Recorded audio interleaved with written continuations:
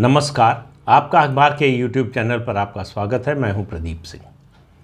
इन दिनों मतलब 18 अप्रैल से सुप्रीम कोर्ट में संविधान पीठ 5 जजों की संविधान पीठ एक मामले की सुनवाई कर रही है। आप भी सुन रहे होंगे, पढ़ रहे होंगे। उसका लाइव टेलीकास्ट, लाइव स्ट्रीमिंग भी हो रही है और वो मुद्दा है समलैंगिक विवाह यानी same sex marriage. Supreme court इस मामले की सुनवाई इस तरह से कर रहा है जैसे इसी मुद्दे पर इस देश का अस्तित्व, इस देश के समाज का अस्तित्व टिका हुआ है। अगर इस मुद्दे पर तत्काल फैसला न किया तो ये देश और समाज रसातल में चला जाएगा। इतनी जल्दी में है, इतनी तेज़ी में सरकार ने कहा कि इस पहले इसकी मेंटेनेबिलिटी पर सवाल है, उस पर चर्चा कर ली जाए। ये काम संसद का है। लोगों को अधिकार देना, सामाजिक अधिकार देना, ये संसद का काम है। और ये मामला चूँकि समवर्ती सूची में है, ये कंकरेंट लिस्ट में है, इसलिए राज्यों को भी इस पर कानून बनाने का अधिकार है। तो राज्यों की भी राय ली जानी चाहिए। केंद्र सरकार को समय दिया जाना चाहिए ये तय करने के लिए कि वो इसमें कहाँ तक शामिल होगी। तो जस्टिस संजय किशन कौल ने पूछा, क्या आप कहना चाहते हैं कि आप इसमें शामिल नहीं भी हो सकते हैं? ये सुनकर हमें अच्छा नहीं लगा। अब आप देखिए किस तरह से सरकार की दो मांगें थी। एक, इस पर जल्दबाजी में कोई विचार न किया जाए, एक बात, और दूसरी बात ये कि राज्यों की राय जाने बिना इस पर कोई चर्चा शुरू नहीं होनी चाहिए। सुप्रीम कोर्ट से कहा भी कि राज्यों को चिट्ठी भेज दी गई है, उनका जवाब आने दीजिए। तो सुप्रीम कोर्ट का जवाब था कॉन्स्टिट्यूशन बेंच का कि बड़ी अच्छी बात है कि आपने उनको बता दिया है, यानी उनको पता है, और सुनवाई आगे बढ़ गई। तो सरकार का कोई तर्क, कोई सुझाव मानने से सीधे सीधे मना कर दिया। और आप ये देखिए कि बहस क्या हो रही है। बहस हो रही है जेंडर पर, जेनिटल्स पर। जो ये मुद्दा कोर्ट के सामने है वो विषय ही नहीं है। दुनिया के बारे में अगर आंख कान खुले होते हमारे न्यायाधीशों के तो शायद इस तरह की बहस सुप्रीम कोर्ट में ना हो रही होती। क्यों? आज से 10 साल पहले अमेरिका और यूरोप में LGBT से T अलग हो गया। T यानी ट्रांसजेंडर, उनका मामला अलग हो गया। ये जो सुनवाई हो रही है सेम सेक्स मैरिज जो है वो है LGB की, यानी लेस्बियन और गे जो है, यानी पुरुष और पुरुष अगर आपस में प्रेम करते हैं तो शादी करें, उनको करने का अधिकार मिले, कानून बने उसका। और महिला अगर एक दूसरे को प्यार करते हैं तो उनको शादी करने का और जीने का अधिकार मिले। अब दोनों पक्ष, चाहे वो गे हों चाहे लेस्बियन, दोनों जेंडर को एक्सेप्ट करते हैं और कहीं से भी ये इस बात से इनकार नहीं करते कि वो जेंडर को मानते ही नहीं। वो जेंडर को मानते हैं। जो गे हैं वो कहते हैं कि हम दोनों मेल हैं, जो लेस्बियन हैं वो दोनों कहती हैं कि हम फीमेल हैं। और बहस क्या चल रही है कि जेनिटल से नहीं तय होगा कि जेंडर क्या है। ये जो बहस, ये जो मुद्दा चला रहे हैं ट्रांसजेंडर्स अमेरिका और यूरोप में, जहां हाहाकार मचा हुआ है। हाहाकार इसलिए मचा हुआ है कि ट्रांसजेंडर्स का ये कहना है कि हम पुरुष हैं या स्त्री हैं, ये मामला फ्लूइड है, ये बदलता रहता है। हमको अगर 15 दिन लगेगा कि हम स्त्री हैं तो हम स्त्री हैं, अगर हमको लगेगा पुरुष हैं तो हम पुरुष हैं। हमारे जेनिटल से कोई मतलब नहीं। मतलब हमारे जो जननांग हैं उनसे ये तय नहीं होना चाहिए कि हम स्त्री हैं या पुरुष हैं। उसका नतीजा ये है कि ट्रांसजेंडर्स महिलाओं के वॉशरूम में जा रहे हैं, धड़ल्ले से कोई रोकने वाला नहीं। लड़कियों के हॉस्टल में जा रहे हैं। इसके अलावा अब आगे आने वाले समय में वो महिलाओं के लिए जो आरक्षण है उसकी मांग करेंगे। आप समझिए समाज किस ओर जाएगा। और जब समाज की बात करते हैं तो समाज की इकाई व्यक्ति है और व्यक्ति बनता है परिवार से। परिवार के बिना किसी समाज की कल्पना ही मुश्किल है। और परिवार बनता है पुरुष और स्त्री के सुख के लिए नहीं, परिवार बनता है पीढ़ी को आगे बढ़ाने के लिए। और परिवार का दायित्व, जो सभ्यता का दायित्व होता है, वो ये है कि बच्चों को अपने से बेहतर सुख सुविधा मिले, अच्छा शिक्षण मिले, अच्छा स्वास्थ्य मिले। ये परिवार का दायित्व होता है। अब आप कल्पना कीजिए अगर ये सेम सेक्स मैरिज को मान्यता मिल जाती है, ये कानूनी हक मिल जाता है, तो बच्चे कैसे होंगे? पुरुष और पुरुष के बच्चे तो हो नहीं सकते, जाहिर है सरोगेसी होगी। सरोगेसी होगी, यानी किसी और महिला के गर्भ में बच्चा पलेगा और बच्चा पैदा होने के बाद दो पुरुष जो अपने को पति पत्नी या पार्टनर मान रहे हैं उनके पास आएगा बच्चा, तो अपनी माँ से अलग हो गया बच्चा। तो इस बच्चे को जिंदगी में कभी माँ का सुख नहीं मिलेगा। दो महिलाएं जो हैं वो अगर माँ बनना चाहेंगी तो उसमें किसी पुरुष का स्पर्म लेना पड़ेगा, तो उससे जो बच्चा होगा उस बच्चे को कभी पिता का प्यार नहीं मिलेगा। तो एक ऐसा समाज बनेगा जिसमें आधे, मान लें कि दोनों लगभग आधे आधे होंगे, तब थोड़ी संख्या कम ज़्यादा हो सकती है, तो मान लें कि आधे ऐसे बच्चे होंगे जिनको पिता का सुख कभी नहीं मिलेगा, आधे बच्चे ऐसे होंगे जिनको माता का सुख नहीं मिलेगा। माँ शब्द का प्रचलन ही अमेरिका और यूरोप में बंद हो रहा है धीरे धीरे, खासतौर से अमेरिका में। अब अमेरिका में माँ शब्द का इस्तेमाल नहीं होता, उनको बर्थिंग पीपुल कहा जाता है, यानी जन्म देने वाले लोग। यहाँ भी उसी तरह की चर्चा हो रही है कि आप जो स्पेशल मैरिज एक्ट में वो करें। चीफ जस्टिस चंद्रचूड़ ने कहा कि हम जो है वो जो पर्सनल लॉ हैं अलग अलग धर्मों के उसमें नहीं जाना चाहते, हम स्पेशल मैरिज एक्ट के तहत इन लोगों को अधिकार देना चाहते हैं। तो वहाँ जहाँ स्त्री पुरुष लिखा है उसको पर्सन कर दीजिए, पर्सन यानी व्यक्ति कर दीजिए, यानी स्त्री पुरुष का कॉन्सेप्ट ही ख़त्म कर दीजिए। दुनिया की बहुत बड़ी लेखिका हैं J.K. राउलिंग, उनका कहना है कि अगर ये परिस्थिति बन गई तो हम 200 साल से जो महिलाओं के अधिकार की लड़ाई लड़ रहे हैं उसका क्या मतलब रह गया। अगर स्त्री पुरुष जैसी कोई अवधारणा ही नहीं है, ये मान लिया कि ये नोशनल शब्द है, जो ट्रांसजेंडर्स कहते हैं कि ये जो जेंडर है वो आपके दिमाग में है। आप सोचिए कि किस तरह की दुनिया का निर्माण किया जा रहा है। 2018 में सुप्रीम कोर्ट ने समलैंगिकता को अपराध की श्रेणी से बाहर कर दिया। सॉलिसिटर जनरल तुषार मेहता ने कहा कि कई खिड़कियां खुली थी, अब ये दरवाज़ा खोलना चाहते हैं। और सुप्रीम कोर्ट तो लगता है मुझे, जिस तरह के मूड में है उससे लगता है कि दरवाजे छोड़िए सारी दीवारें ही गिरा देना चाहता है।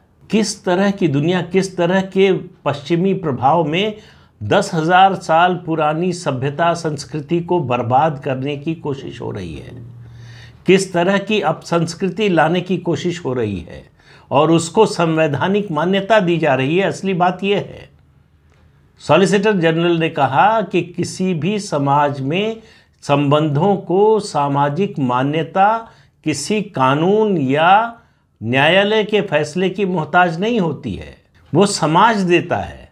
तो सुप्रीम कोर्ट समाज का भी काम करना चाहता है, सुप्रीम कोर्ट संसद का भी काम करना चाहता है, सुप्रीम कोर्ट विधानसभा का भी काम करना चाहता है, लेकिन जो उसके पास काम है उसके लिए उसके पास समय नहीं है। ये मुद्दा आया था 13 मार्च को, इसका जिक्र हुआ था और कहा गया था कि ये 5 जज बेंच को जाना चाहिए, और 18 अप्रैल से सुनवाई शुरू हो गई। ये सब 2023 में।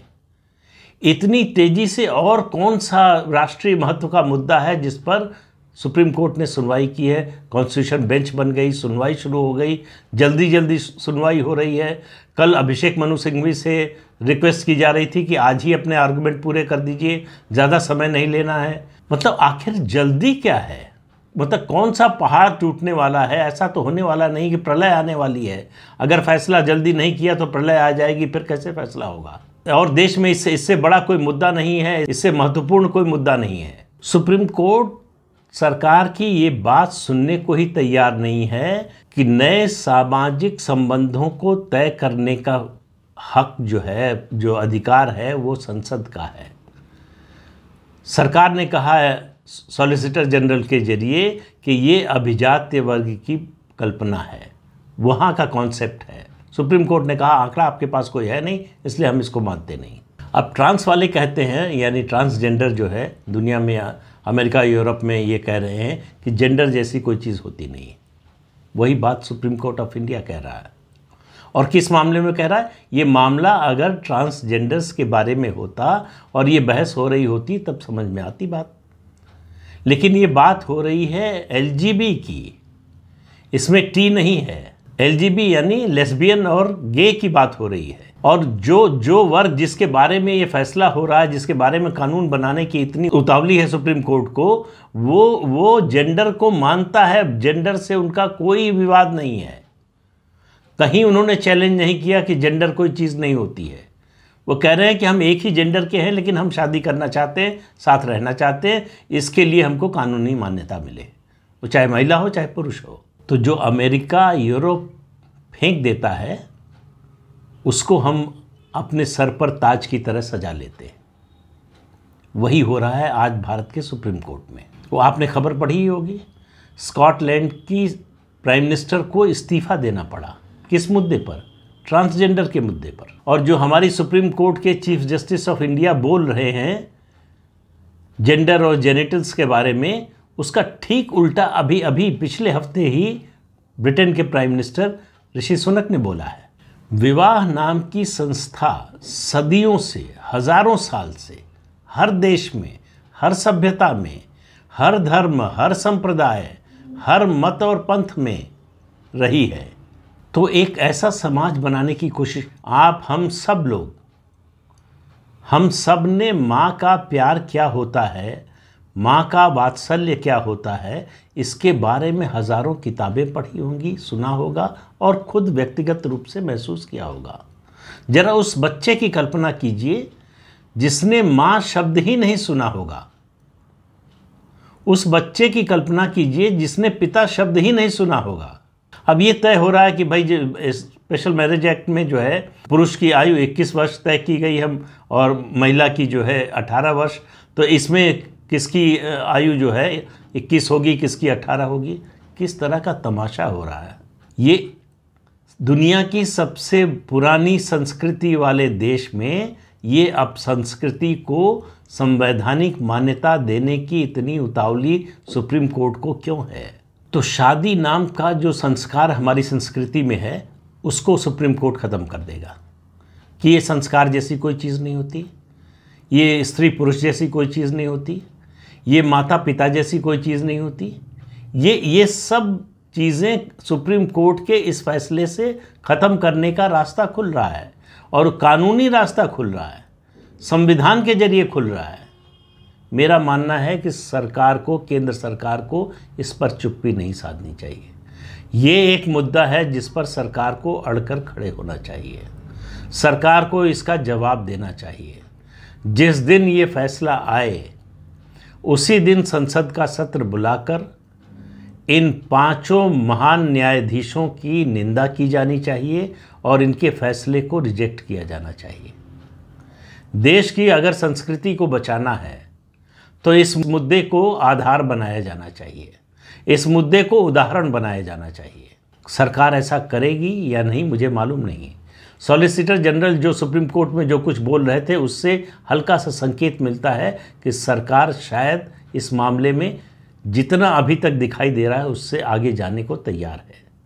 ये सुप्रीम कोर्ट जो लगातार अपनी सीमा का उल्लंघन कर रहा है, अपने अधिकारों का अतिक्रमण कर रहा है, दूसरों के अधिकार क्षेत्र में जो हस्तक्षेप कर रहा है, उसको रोकने का समय आ गया है।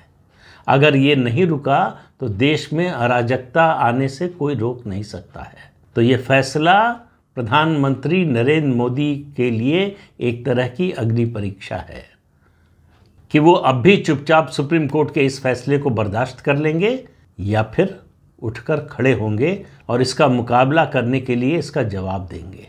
भारत यूरोप और अमेरिका नहीं है। यूरोप और अमेरिका बर्बाद हो रहे हैं, ख़त्म हो रहे हैं, परिवार ख़त्म हो रहे हैं, व्यक्तिगत संबंध ख़त्म हो रहे हैं, शादी नाम की संस्था ख़त्म हो रही है। वहाँ जिस तरह का समाज बन रहा है वो अपने देश के बारे में कभी सोच नहीं सकता। आज हमारे देश के दुनिया के सबसे युवा देश है। आज हमारे देश के युवा अपने देश, अपनी संस्कृति के बारे में सोचते हैं, गर्व करते हैं। ये सब ख़त्म करने की कोशिश हो रही है। हमको यूरोपियन और अमेरिकन जैसा बनाने की कोशिश हो रही है। हमसे कहा जा रहा है कि अपनी संस्कृति को भूल जाओ, वो घटिया है, वो बकवास है। अगर तुमको मॉडर्न बनना है, अगर तुमको आधुनिक बनना है, अगर आगे बढ़ना है दुनिया में, तो अमेरिका और यूरोप की अपसंस्कृति को अपनाओ। जो संस्कृति उन्हें बर्बाद कर रही है उसको अपनाओ तुम, और जो हज़ारों साल से जिसने तुमको बचा कर रखा है उसको ख़त्म कर दो। तो देखिए क्या होता है। आज के अंक में इतना ही। अगले अंक में फिर मिलेंगे किसी नए मुद्दे के साथ। तब तक के लिए अनुमति दीजिए। आपसे अनुरोध है कि ये चैनल देखिए, शेयर कीजिए, लाइक कीजिए और सब्सक्राइब ज़रूर कीजिए। नमस्कार।